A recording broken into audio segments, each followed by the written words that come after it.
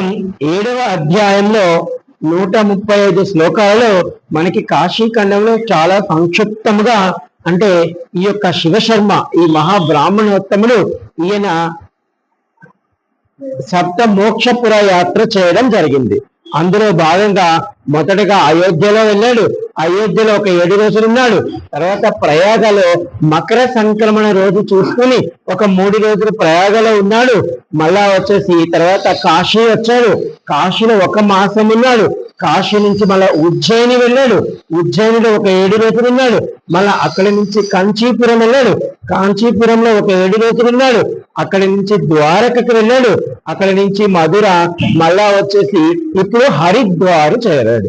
అంటే చూడండి, సప్త మోక్షపురాలు ఆయన అంటే కాలి నడకన వెళుతూ ఉన్నాడు. అంటే ఇంక మధ్యలో చాలా రోజులు ఉన్నాయి, మనకి అవన్నీ లెక్క ఇవ్వలేదు.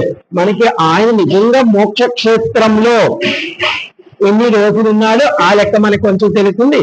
అయితే ఇప్పుడు ఎన్ని రోజులు ఎంత ఉన్నాడని కాదు, ఎంత త్రికరణ శుద్ధిగా భక్తిగా ఉన్నాడనేది అక్కడ ముఖ్యం. అయితే ఈయన ఇప్పుడు హరిద్వారు చేరాడు. ఈ హరిద్వారు అనేది చాలా గొప్ప విశేషం. దాని గురించి అంటే ఈయన ఏం చేస్తున్నాడంటే ఒక మోక్ష క్షేత్రాల నుంచి మరొక మోక్ష క్షేత్రానికి వెళ్ళేటప్పుడు ఆ యొక్క క్షేత్రం యొక్క ధర్మం ఏమిటి, ఆ యొక్క క్షేత్రం యొక్క నియమ నిబంధనలు ఏమిటి, ఆ యొక్క క్షేత్రము అసలు ఎందుకు అంత గొప్పదైంది, అంత ప్రాశస్త్యము ఎందుకు వచ్చింది, ఇవన్నీ మనన చేసుకుంటూ ఉన్నాడు. ఎందుకంటే ఆయన సంసారంలో ఉన్నప్పుడు అన్ని నేర్చుకున్నాడు, అన్ని విషయాలు తెలుసుకున్నాడు. ఇప్పుడు వెళుతున్నాడు ఆచరణగా. అలా వెళుతున్నటువంటి ఆయన హరిద్వార్ చేరాడు. ఈ హరిద్వార్లో విష్ణు భగవానికి సంబంధించినటువంటి అత్యంత గొప్ప క్షేత్రము అని అనుకుంటున్నాడు. సాక్షాత్ ఇప్పుడు మనం కూడా శ్రావణ మాసంలో ఉన్నాము కాబట్టి ఈ శ్రావణ మాసంలో మనం కూడా నేనైతే ఎందుకు రోజుకు ఒకటి చెప్పుకుంటూ వస్తున్నానంటే ఏమో నేనైతే ఇప్పటికి 2 మోక్ష క్షేత్రాలు చూశాను. అంటే అయోధ్య చూశాను, అయోధ్య కంచి ఎప్పుడో చిన్నప్పుడు చూశాను, ఇప్పుడు కాశీలోనే ఉన్నాను. కానీ మన పుణ్యం కాశీలోనే సప్త మోక్షపురాలు ఉన్నాయి. కాబట్టి మనం ఇదంతా అయ్యాక ఒక రోజు ఎట్లయినా వెళ్దాం. అయితే నేను కూడా ఈ శివశర్మతో పాటు మానసికంగా యాత్ర చేస్తున్నాను. నేనే కాదు, నాతో పాటు మీరందరూ కూడా చేస్తున్నారు. కాబట్టి మనందరం కూడా ఈ రోజు హరిద్వార్కి బయలుదేరుతున్నాం. ఇప్పుడు మనం శివశర్మ ఉన్నాడు, ఆయన ఆత్మతో మనం కూడా వెళ్తున్నాం. అంటే ఆయన అనుకుంటున్నాడు విష్ణు భగవానికి సంబంధించినటువంటి వాటిలో అత్యంత గొప్ప పుణ్యక్షేత్రము ఈ యొక్క హరిద్వార్. ఇది మనకి భారతదేశంలో ఉత్తరాఖండంలో ఉంది. అయితే అంటే ఇక్కడ మనకి దీనికి 2 రకాలుగా గొప్ప పేరు ఉంది దీనికి. అందులో కొన్ని చాలా ఉన్నాయి, అందులో ఒకటి చెప్తాను. అంటే సాక్షాత్ సముద్ర మదనం జరిగినప్పుడు ఈ యొక్క అమృతం వచ్చినప్పుడు దేవతలకు రాక్షసులకు ఈ యొక్క విష్ణుమూర్తి మాయా మోహిని రూపంలో పంచుతున్నప్పుడు ఒక 4 బిందువులు ఈ భూమండలం మీద, అది మన భారత ఖండంలో, ఓకేనా, మన భారత ఖండంలో 4 చోట్ల పడినట్లు మనకి ఒక పురాణం చెప్తుంది. ఇంకొక పురాణం ఏం చెప్తుందంటే ఇది నిజంగా పడి ఉండవచ్చు. మళ్ళా రెండవది గరుత్మంతుడు కూడా ఒకానొక సందర్భంలో తల్లి యొక్క దాస్యాన్ని విముక్తి చేయడం కోసము పినతల్లి అడిగినప్పుడు ఆయన అమృత చంద్రకూపానికి వెళ్ళి ఆ అమృతం తీసుకొని వస్తుంటే దేవతలు ఆయన వెనక పరిగెత్తారు. ఆ హడావుడిలో దాన్ని తీసుకురావడం కూడా ఒక 4 చుక్కలు, అంటే వాళ్ళకి చెప్పకుండా ఎత్తుకొచ్చేసాడు ఆయన. అంటే ఒక 4 చుక్కలు ఎక్కడో పడ్డాయన్నమాట. అవి ఎక్కడ పడ్డాయో ఇప్పుడు మాట్లాడుకుందాం. అంటే ఇప్పుడు 4 అమృత బిందువులు బహుభాగాల్లో పడ్డాయి. 2 చిన్న కథలు మీకు చెప్పాను. అంటే అవి ఎక్కడ పడ్డాయంటే ఒకటి హరిద్వార్లో పడ్డాయంట, రెండవది ప్రయాగలో పడ్డాయంట, మూడవది ఉజ్జయినిలో పడ్డాయి, 4వది నాసిక్. అంటే ఈ అమృత బిందువు ఉన్నటువంటి మొన్నే మనం చూసాం మన కళ్ళార. నేను ఒక 45 రోజులు అక్కడ ఉన్నాను. అంటే మనము ఈ యొక్క ప్రయాగ కుంభమేళ చూసాము. కనీసం మన భారతదేశంలో 140 కోట్లు ఉంటే 70-80 కోట్ల మంది వచ్చారు ఈ ప్రయాగకి. అర్థమైందా? అంటే మన జీవితం, నా జీవితానికి అది ఒక గొప్ప అచీవ్మెంట్. అలాంటి అక్కడ ఉండి అవన్నీ చూడడం అంటే మనమే చూసాం. ఈ మధ్య మన జనవరిలోనే జరిగింది. అంటే ఎందుకు అంటే అది అందరూ అమృత స్నానం, అమృతం అక్కడ పడింది కాబట్టి ఈ యొక్క మకర సంక్రమణ స్నానం చేస్తే సాక్షాత్ బ్రహ్మలోకానికి వెళ్ళిపోతాం. బ్రహ్మదేవుడు కూడా చెప్పాడు మనకి 2వ అధ్యాయంలో మనం చెప్పుకున్నాం. దేవతలు పరుగు పరుగున వెళ్ళేటప్పటికి ఇది ఒక బ్రహ్మలోకము, ఈ బ్రహ్మలోకానికి ఎవరెవరు వస్తారు ఎవరెవరు రాలేదని చెప్పే సందర్భంలో ఎవరైతే ప్రయాగల మకర సంక్రమణ రోజు భక్తి శ్రద్ధలతో స్నానం చేస్తారో వాళ్ళకి బ్రహ్మలోక ప్రవేశం ఉంటుంది అని చెప్పాడు. ఈయన కూడా అదే రోజు ఈ శివశర్మ అలా చేశాడు. నిజంగా శివశర్మ ఆ రోజు ఎంతో భక్తి శ్రద్ధతో చేశాడు కాబట్టే మనము ముందు ముందు మళ్ళా చెప్పుకుంటాం. సాక్షాత్ శివశర్మకి కూర్చొని పెట్టి పాపం ఆయనకి ఆతిథ్యం ఇచ్చి, అయ్యా నువ్వు చక్కటి బ్రాహ్మణోత్తముడి అంటే శివశర్మ వచ్చేటప్పటికంట బ్రహ్మదేవుడు కూడా పొంగిపోతాడంట, మా వారసుడు వచ్చాడు వీడు అని. అంటే ఆయన బ్రాహ్మణుడు ఈయన బ్రాహ్మణుడు కాబట్టి మా మహా ఉత్తమమైనటువంటి మహాబ్రాహ్మణోత్తముడు వచ్చాడు అనుకొని ఆయన గొప్ప ఆతిథ్యం ఇస్తాడట. అంటే చూడండి, బ్రహ్మదేవుడు అంతటి వాడి చేత సత్కారం పొందినవాడు ఈ శివశర్మ. కాబట్టి మనం కూడా ఇప్పుడు అలా మానసికంగా తరిద్దాం. మనం కూడా అందరం రేపు బ్రహ్మలోకంలో మీటింగ్ పెట్టుకుందాం. అయితే ఇందులో ఈయన హరిద్వార్, ప్రయాగ, ఉజ్జయిని, నాసిక్ అంటే ఈ విధంగా హరిద్వార్లో ఈ 4 పడింది కాబట్టి ప్రతి 3 సంవత్సరాలకి, ప్రతి 6 సంవత్సరాలకి, ప్రతి 9 సంవత్సరాలకి, ప్రతి 12 సంవత్సరాలకి మహాకుంభమేళ వస్తూ ఉంటుంది. ఓకేనా? ఇలా మనకేమో మన కుంభమేళ 12 సంవత్సరాలు జరిగింది. అంటే ఇటువంటి మొన్న వచ్చిన కుంభమేళ అంటే ఆ తిథి నక్షత్రాలు దాన్ని బట్టి 144 సంవత్సరాలకు ఒకసారి వచ్చేటువంటి కుంభమేళ అంటారు. 144 అంటే కనీసం 4 తరాలు 5 తరాల్లో వెళ్ళిపోతారు. మనకు ఒక తరం 30 సంవత్సరాలే లెక్క కాబట్టి ఈ 4-5 వెళ్ళిపోతారు. అంటే హరిద్వారు ప్రకృతికి చాలా రమణీయంగా ఉంటుంది. ఈ హరిద్వార్ ఎంతో గొప్పగా ఉంటుంది. పాపము మనకి మన కాశీ వచ్చినప్పుడు ఈ కాశీ యొక్క ప్రాశస్త్యం చూసుకొని శివశర్మ అనుకున్నాడు, ఈ సప్త మోక్షపురాల యాత్ర పూర్తయిపోయిన తర్వాత నేను కాశీలో వాసం చేస్తాను, కాశీలో ఉండిపోతాను అనుకున్నాడు. కానీ ఈయన ఇప్పుడు మళ్ళా హరిద్వార్కి పోయినప్పుడు ఈ నా సప్తపది మోక్ష యాత్ర అయిపోయాక నేను మళ్ళా ఒక్కసారి విశ్వనాథుని దర్శనం చేసుకోవాలి అని చేసుకొని వచ్చి హరిద్వార్లో ఉండిపోతాను అన్నాడు. అంటే హరిద్వార్ అంతగా ఆకర్షించింది దానికి.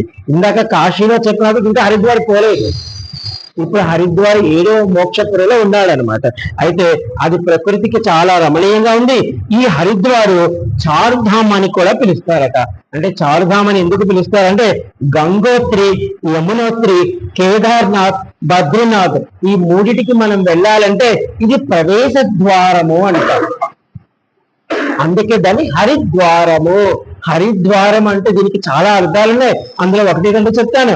హరిద్వారం అంటే మీరు నిజంగా అంటే నేను చెప్తాను నా యొక్క ఒక అల్పుడిని నేను, అలాంటి ఒక చిన్న ఇది అనమాట.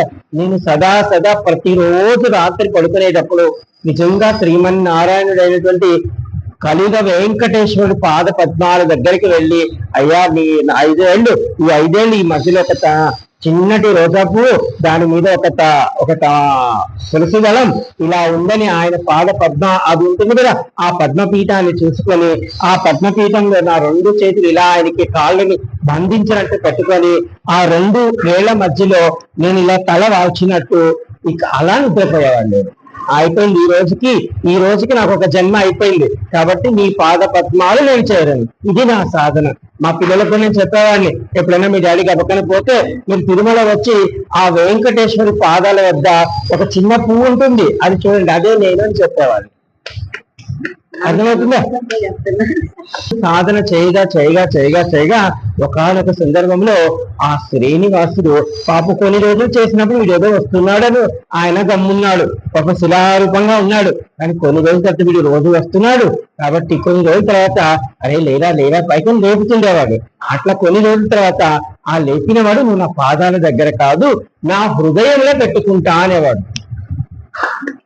నేననేవాడిని అంతకై యోగ్యుని కాదు, నేను అల్పుడిని, ఏదో ఇలా సాధన చేస్తున్నాను, నాకు ఏ పాపం అంటకుండా, కాబట్టి నేను అంత యోగ్యుని కాదు అని నేను ఆయనకి ఒక 2-3 సంవత్సరాలు నేను వద్దు అనేవాడిని అనమాట. అయితే ఆ తర్వాత లేదు నువ్వు ఖచ్చితంగా నేను నిలబెట్టుకుంటా అనేవాడు.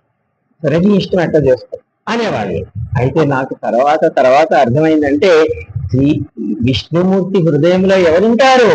సాక్షాత్ ఈశ్వరుడు ఉంటాడు. అందుకు తీసుకొచ్చాడు పడేశాడు నన్ను. అర్థమైందా? నాకు కాశీ ఎందుకు వచ్చానని ఎన్నో ప్రశ్నలకు సమాధానం అంట. ఒక ప్రశ్నకి సమాధానం ఏంటంటే నువ్వు నిరంతరం విష్ణుమూర్తిని ఆరాధించావు కాబట్టి నువ్వు ఎన్నో నాకు అంటే మీకు తర్వాత చెప్తాను. లక్ష్మీదేవి ఎవరు నవవిధులు నవభక్తులు ఎన్నో ఇస్తారు, అవన్నీ వద్దు నాకు. ఈ మాయా లోకంలో ఇరుక్కుంటాను నేను చదివిన చదువుకి లేకపోతే నా స్నేహితులు అనేవాళ్ళు ఏమైనా నీకేమి ఇంటింటికి ట్యూషన్ చెప్పుకుంటావు, నువ్వు చదివిన దానికంటే నాతో ఉన్నవాళ్ళు ఒక్కొక్కరు నెలకి 5 లక్షల నుంచి 12 లక్షలు సంపాదించే వాళ్ళు ఉన్నారు నాతో చదువుకునే వాళ్ళు. నేను డబ్బు చూసుకోలేదు, నా ఆత్మతృప్తి చూసుకున్నాను. ఎందుకంటే మన జీవితంలో మనకి నచ్చిన విధంగా మన ప్రతి నిమిషము మనం అనుభవిస్తూ దాన్ని ఆనందంగా ఉండి జీవించామనుకోండి, అది మన జీవితం. ఇప్పుడు నా భార్య కోసమో నా బిడ్డల కోసమో ఇంకొకరి కోసమో అది కొంతవరకు, కానీ ఇష్టం లేకుండా పరుల కింద పనిచేసి వచ్చి వీళ్ళకి ఇచ్చిన దానివల్ల అక్కడ ఇష్టం లేకుండా నేను చేశాను, వీళ్ళు కష్టంగా వినయ భరిస్తున్నాను, దీనివల్ల ముగ్గురికి ప్రయోజనం ఉంది. అది ఒక బంధనంగానే ఉంటుంది, కానీ ఆత్మతృప్తి ఇవ్వదు. నా ధర్మపత్నికి చెప్పాను, నేను అలా చేయను, ఉన్నదే తీరు, లేదంటే కమ్ముని పస్తుంది. పాపం అలాగే ఉండింది ఆమె. అంటే ఈ విధంగా నేను సాధన చేసుకుంటూ వచ్చాను. అంటే సాక్షాత్తు ఈ హరిని నేను సాధన చేయడం వల్ల, అంటే ఇది హరిద్వారము. అంటే ఎప్పుడైతే మనము మోక్షానికి సంబంధించి అన్ని భోగాలను అనుభవిస్తామో అప్పుడు హరి ఏం చేస్తాడంటే ఈ యొక్క ఈశ్వరుని చూపిస్తాడు. ఎందుకంటే వీడికి ఇక పిచ్చి లేదు, ఈ జన్మించాలా లేకపోతే ఆ బుద్ధి కట్టుకోవాలా, ఆ పదవి అనుభవించాలా, ఈ విధంగా ఉండాలి, వీడు అన్నింటిలో వైరాగ్యం పొందేశాడు. ఇక వీడు నాకు సంబంధించినవాడు కాదు. వీడు ఎవరికి సంబంధించినవాడు అంటే ఆడొకడు ఉన్నాడు, వైరాగ్యంలో శ్మశానంలో కూర్చో ఉంటాడు. కాబట్టి ఆయన దగ్గరే పంపించాలి, ఇక నాకు వద్దు అనుకొని ఇక్కడికి తీసుకొచ్చాడు. అంటే ఈ హరిద్వారం అంటే ఏమిటంటే మీరు హరిని ఆశ్రయిస్తే ఇప్పుడు మీకే చెప్తాను, రేపు చెప్తాను. ఇహ పరలోకాలు, మనకి ఇహలోకం మీదంతా, ఈ ఇహలోకంలో అన్ని వాటి మీద విముక్తి పోతుంది. ఇవన్నీ వద్దు, వేస్ట్. మనల్ని ఎవరో పిలుస్తారు, అమ్మ రేపు మంచి ఇది జరుగుతుందంటే సాక్షాత్తు ఒక గొప్ప పూజ అంటారు, రండమ్మా అని అనుకోండి, పేరండి. నేను నా తులసి చెట్లో ఉన్నటువంటి ఒక ఈశ్వరుడికో ఒక విష్ణువుకో నా దగ్గర ఒక చిన్న పూజ చేసుకుంటాను. ఇది నా మానసిక పూజ, ఇదే నాకు భవ్యమైన పూజ అనుకుని ఇక్కడ తరించేటువంటి సాధన ఎవరికైతే ఉందో వాళ్ళు మోక్షానికి త్వరగా వెళ్తారు. అంటే హరిద్వారం అంటే ఏమిటంటే హరిని సాక్షాత్ విష్ణుమూర్తి ఈశ్వరుడు పరిచయం చేస్తాడు. అంటే హరి ఎవరో కాదు, సాక్షాత్ అమ్మవారే, నారాయణి. అంటే ఈ యొక్క గంగోత్రి, యమునోత్రి, కేదార్నాథ్, బద్రీనాథ్లకు ప్రవేశ ద్వారము. అంటే వాటికే కాదు మన మోక్షానికి కూడా ప్రవేశ ద్వారము విష్ణుమూర్తి అనుగ్రహం. శైవులు విష్ణువులు దీన్ని హరి చేరుటకు మార్గము అని అంటారు. అంటే ఈ హరిద్వారలో ఒక విష్ణు భక్తులే కాదు శివ భక్తులు కూడా ఉంటారు. ఎందుకంటే వాళ్ళు యమునోత్రి, కేదార్నాథ్, బద్రీనాథ్ పోవాలంటే అక్కడికి వెళ్ళాక తప్పదు. అందుకే ఇది ప్రవేశ ద్వారము. కపిల మహర్షి, మీకు కపిల మహర్షి గురించి బాగా తెలిసిండాలి, ఎందుకంటే మన కాశీలోకి ఆయన చాలా అనుబంధం ఉంది. అంటే ఈ కపిల మహర్షి ఇక్కడ ఒక ఆశ్రమాన్ని నిర్మించుకొని ఉన్నందువలన ఈ హరిద్వారకి కపిస్తాన్ అని పేరు వచ్చిందంట. అంటే ఈ కపిల మహర్షి చాలా చాలా గొప్పవాడు.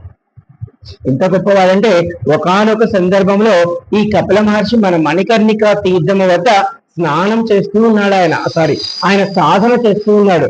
ఆయనకు ఒక చంటి బిడ్డ ఉన్నాడు, ఒక చిన్న పిల్లవాడు. ఆ పిల్లవాడు మణికర్ణిక తీర్థంలో స్నానం చేసుకుంటూ ఉన్నాడు. ఆ మెట్ల మీద కూర్చొని ఎక్కడి నుంచి వచ్చిందో ఒక పెద్ద ముసలి వచ్చింది. ఆ ముసలి ఏం చేసిందంటే ఈ పిల్లవాడిని అమాంతంగా నోట్లో వేసుకొని అది తినకుండా పాతాళానికి తీసుకెళ్ళిపోయింది. అయితే ఎప్పుడైతే అది పాతాళానికి తీసుకెళ్ళిపోతుందో దేవతలకు రాజైన దేవేంద్రుడు, దేవతలందరూ వచ్చి నువ్వు ఏం చేస్తున్నావో తెలుసా, నీకు ఎవరి కొడుకుని తీసుకొచ్చావు నువ్వు, కపిల మహర్షి అని ఆయన గురించి కొంచెం చెప్పి ముందు నువ్వు తక్షణం తీసుకెళ్ళి ఆ పిల్లవాడిని అక్కడ వదిలిపెట్టు. అయితే ఇది అంతయు ఆయన ధ్యానంలో చూస్తున్నాడు మళ్ళా, కానీ ఆయన ఏం ఉలకలేదు పలకలేదు. అంటే ఈయన ఎవరంటే ఇంకొక విషయం చాలా ఉన్నాయి.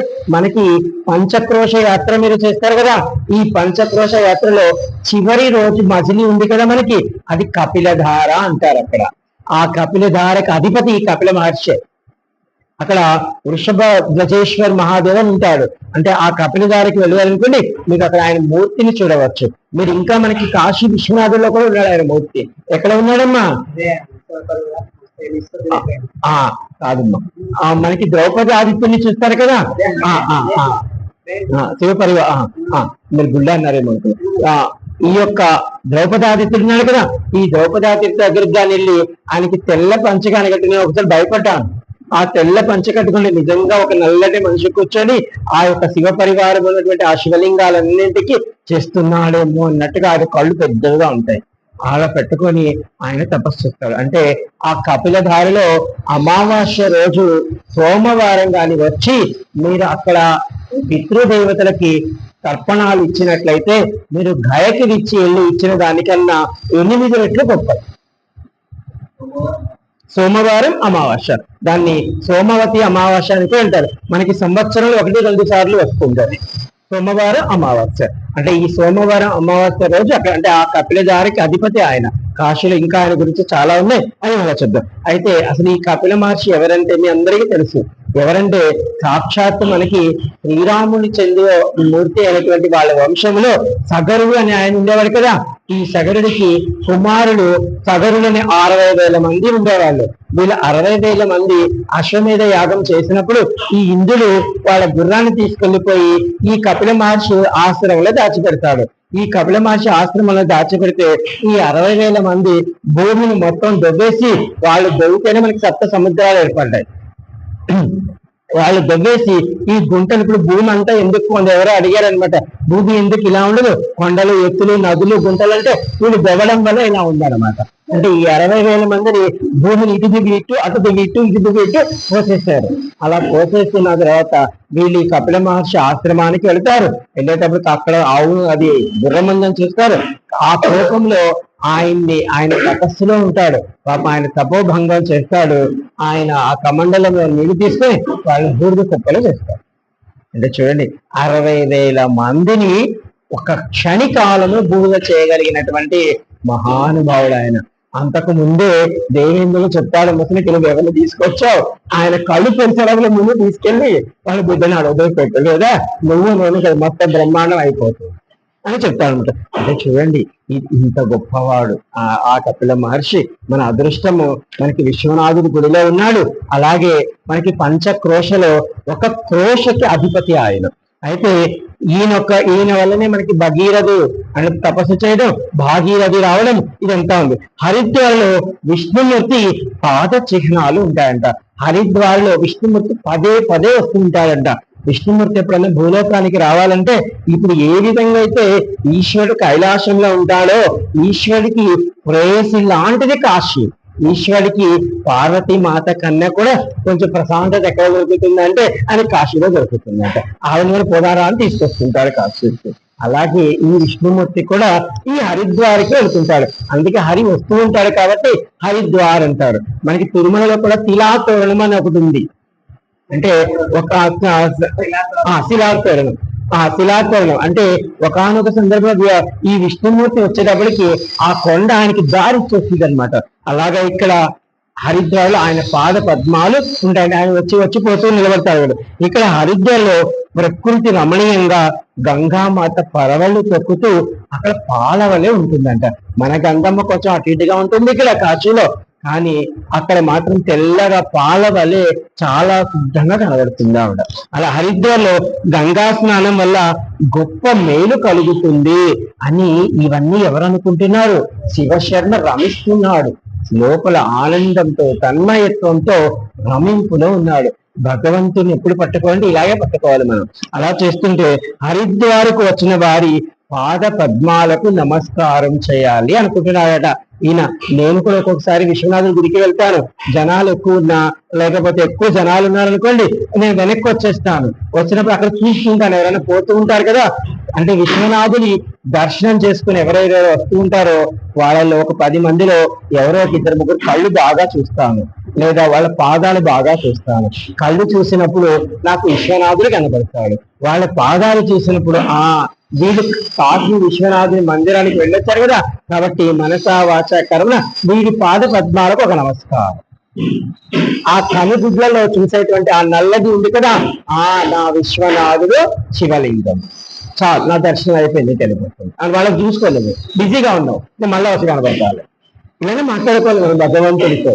భగవంతుడిని మనము ఏ విధంగా అయితే అమ్మతో స్వతంత్రంగా మాట్లాడతామో, నాన్నతో ఎలా స్వతంత్రంగా మాట్లాడతామో, గురువుతో కూడా మాట్లాడవచ్చు. కానీ ఆ బంధం కొంచెం ఎక్కువ అవ్వాలి. ఎక్కువ గురు శిష్యుల బంధము ఎక్కువ అయిపోయింది అనుకోండి, అంటే గురువు శిష్యుడు చాలా గొప్పవాడు అనుకోండి, అప్పుడు గురువు ఫ్రీడమ్ ఇచ్చేస్తాడు. అప్పుడు గురువు బాగా స్వేచ్ఛ ఇస్తారు. అప్పుడు గురువుని చక్కగా ప్రశ్నలు అడగవచ్చు, గురువుగారు అదండి ఇదండి అని ఆట పట్టించవచ్చు, అలాగే చేయవచ్చు. హనుమ చేసేవాడు చాలా మంది గురువులకి అలాగా. ఎందుకంటే హనుమ చాలా గొప్పవాడు కాబట్టి గురువులకు కూడా వాడు గొప్పవాడు, వాడితో పెట్టుకోకూడదు. మనం సాక్షాత్ శివ స్వరూపం. ఎందుకంటే నిజమైన గురువు కూడా ఏం చేస్తాడంటే, రేపు శిష్యుడి వల్ల నాకు పేరు వస్తుంది, అంతే కదా, శిష్యుడి వల్ల పేరు వస్తుంది. కాబట్టి శిష్యుడికి అంత స్వేచ్ఛని ఇవ్వాలి. ఇచ్చినప్పుడే శిష్యుడి యొక్క మేధస్సులో ఎన్నో ప్రశ్నలు ఉత్పన్నమవుతాయి. అలా ఉత్పన్నమైనప్పుడు వాడు అడిగే ప్రశ్నలన్నిటికీ సమాధానం చెప్తే వీరిద్దరి మధ్య జరిగే చర్చే లోకాలను రక్షిస్తుంది. ఇదే కదా మనకు జరిగింది భగవద్గీత. ఇదే అనమాట. అంటే ఇది అనమాట. ఇప్పుడు చూడండి, నేను ఇప్పుడు మీరు అనుకోవచ్చు గురువుకి ఎక్కడ ఇచ్చారని అంటారు. సాక్షాత్ కృష్ణ పరమాత్ముడు జగద్గురువు, అర్థమైందా? అటువంటిది ఈ అర్జునుడు ఓ బావా, ఈ బావా, ఎంత ఓ బావా అనేవాడు. అంటే ఎన్నో చాలా, అంటే ఈయన భగవద్గీత చెప్పినప్పుడు మా బావగారేనా ఈయన, నేను ఎన్నిసార్లు పరిహాసం పెట్టుకున్నాను, ఎన్నిసార్లు నల్లవాడు అనుకున్నాను, ఎన్నిసార్లు ఇక ఆడవాళ్ళు చీరలు లాగేవాడు అనుకున్నాను, ఇలాంటి వాడు ఇంత భగవద్గీత చెప్తున్నాడా నాకు అంటే, అప్పుడు మళ్ళీ ఆయనే చెప్తాడు మాయ, నువ్వు శరీరాన్ని చూడకు, నువ్వు ఆత్మని చూడు, ఆత్మ జ్ఞానాన్ని చూడు. శరీరం ఎన్నో పనులు చేస్తుంది ఆ సమయ సందర్భాన్ని బట్టి, దాన్ని పట్టుకోకూడదు మనం కూడా, అర్థమవుతుందా? ఇది అనమాట. హరిద్వారు వచ్చినట్లయితే ఆయన అనుకుంటున్నాడు, అక్కడ వెళ్తున్నాడు కదా, ఆ హరిద్వార్కి వెళుతూ ఉన్నప్పుడు ఆయన కూడా నాలాగా ఏమనుకుంటున్నాడంటే, అక్కడ వెళుతున్నప్పుడు ఆ వచ్చే వాళ్ళందరినీ అయ్యో వీళ్ళు అక్కడ ఆనందాన్ని అనుభవించి వస్తున్నారు, వారి పాదాలను చూసి ఆహా ఇది కాదా విష్ణు పాదాలు, ఒక నమస్కారం పెట్టు. ఇది సాధనలు మెట్లమ్మ, మనం కూడా ఇలాగే చేయాలి. ఇప్పుడు మనమే ఎక్కడికో ఎవరో వెళ్ళొచ్చారు, ఇప్పుడు మనం కాశీలో ఉన్నాము, అయోధ్యలో మన బాలరాముడి ఆవిర్భావం అయింది, అందరూ వెళ్ళొచ్చారు. మనం వెళ్ళకపోయినా ఎవరు వెళ్ళారో ఎవరు వచ్చారో వాళ్ళకి ఒక్క నమస్కారం అంటే పెట్టామనుకోండి, ఈశ్వరుడు వాళ్ళు పొందిన ఫలితమో లేకపోతే ఈశ్వరుడు మనకి డైరెక్ట్ గా ఇచ్చేస్తాడు, మనలో ఉంది. ఓకేనా? అమ్మవారి నామాల్లో ఉంది కదా, మన భావం మాత్రాన్ని సంతృష్టి, నీలో భావం ఇది కావాలి. అంటే హరిద్వార్లో విష్ణుని పూజించి శివుని వద్దకు వెళ్ళవచ్చు అనగా, హరిద్వార్ అంటే కైలాసం చేరవచ్చు. అంటే ఇందాక నేను చెప్పినట్టు విష్ణుమూర్తి అనుగ్రహం పూర్తిగా కలిగి విష్ణువు ఇక మనల్ని విసిగించకుండా ఇది అవసరం లేదు నాకని పంపించాలి. అంటే ఎందుకంటే సృష్టి స్థితి లయ, స్థితి అంటే మనకి జరుగుతూ ఉంటుంది చాలా, అంటే వీరికి మళ్ళా జన్మలు ఉన్నాయనుకోండి, విష్ణువుతో సంబంధం ఉంది మళ్ళా మనకి, ఎందుకంటే మన పోషణకర్త ఆయనే కావాలి కాబట్టి మళ్ళా జన్మలు ఉందనుకోండి విష్ణువుతో సంబంధం ఉంది.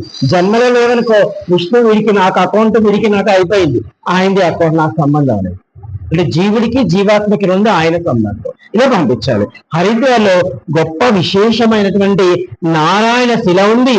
ఈ నారాయణ శిల వద్ద రుణానుబంధాలను తీర్చుకునే అవకాశం ఉందట. అంటే అక్కడ హరిద్వార్లో ఒక నారాయణ శిల అంటే సాక్షాత్ కృష్ణమూర్తి శిలలా ఒకటి అక్కడ. కానీ మనము ఈ యొక్క రుణానుబంధాలు అంటే మనం ఇవన్నీ తిరగడం వల్ల మన రుణానుబంధాలు పోగొట్టుకుంటాం. ఆయన పాపం అక్కడ దేవతాలను, పితృలను ఇవన్నీ తీర్చుకున్నాడు. హరిద్వార్ మోక్షద్వార్, ఆయన అనుకుంటున్నాడు హరిద్వార్ మోక్షద్వార్, గంగాద్వార్, మాయాపురి అనే నామాలు కలు. ఇచ్చట గంగా నది భూమిపైకి వచ్చి భగీరథి నామంతో గొప్పగా ప్రవహిస్తూ ఈ యొక్క హరిద్వార్లో ఉంటుంది. సమస్త పాపాలను పోగొట్టుతూ ఉంటుంది అక్కడ ఈ గంగమ్మ. ఇచ్చట గంగామాత స్నానం ఆచరించిన వాళ్ళకి, అంటే మనం నిజంగా హరిద్వార్లోకి వెళ్ళి ఈ యొక్క గంగామాత కదా, ఆ వైకుంఠంలో విష్ణు పాదాల వద్ద ఉండేటువంటి ఈ గంగామాత, ఈ గంగామాత కదా బ్రహ్మలోకంలో ఈ యొక్క బ్రహ్మదేవుని కమండలంలో ఉంటుంది. ఈ గంగామాత కదా ఆనాడు కైలాసం నుండి దిగి వచ్చింది, అంటే ఇవన్నీ పైన ఉన్నాయి కాబట్టి దిగి వచ్చింది. ఈ గంగామాత కదా సాక్షాత్ ఈశ్వరుడి శిరస్సు నుంచి వచ్చింది గంగామాత. ఈ గంగామాత కాదా 60,000 మంది సగరులని ఊర్ధ్వలోకాలకి పంపించింది ఈ గంగామాత కదా. 60,000 మందిని కొన్ని వేల సంవత్సరాలు బూడిది కుప్పలుగా ఉంటే పంపించేసింది కదా. మరి నేను కూడా ఎన్నో కోట్ల జన్మల నుంచి ఆ